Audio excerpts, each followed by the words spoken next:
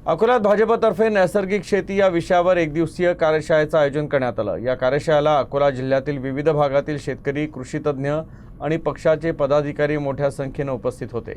नैसर्गिक शेतीचा प्रसार आणि शेतकऱ्यांमध्ये जनजागृती करण्याच्या उद्देशानं या उपक्रमाचं आयोजन करण्यात आलं होतं। सकस अन्न उत्पादन, जमिनीचं आरोग्य आणि पर्यावरण संवर्धनासाठी नैसर्गिक शेती हा प्रभावी पर्याय असल्याचं आमदार रणधीर सावरकर यांनी नमूद केलं।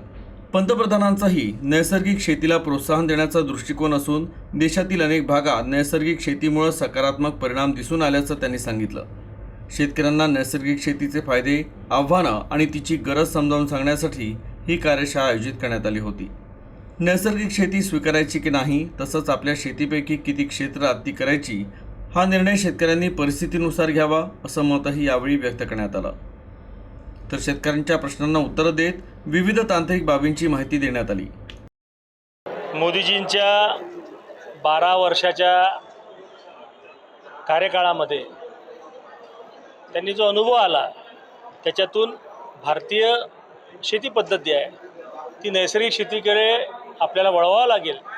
त्याच्याशिवाय सकस आहार आणि मातीची पोत हे चांगली होणार नाही असा त्यांचा मानस आहे।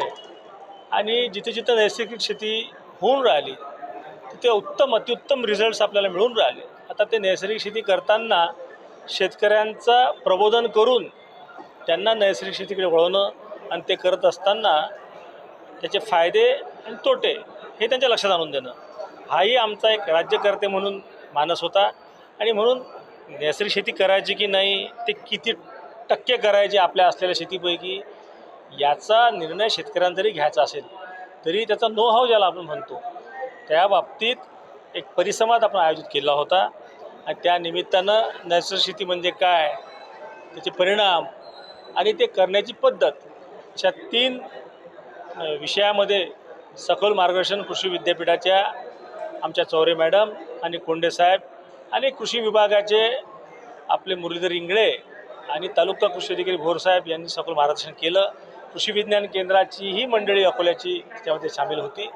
मला असं वाटतं याच्यातून एक विषयाला सुरुवात होईल आणि कुठंतरी आपण त्याला एक प्रॅक्टिकल स्वरूप जे आहे ते आणण्याचा प्रयत्न करू।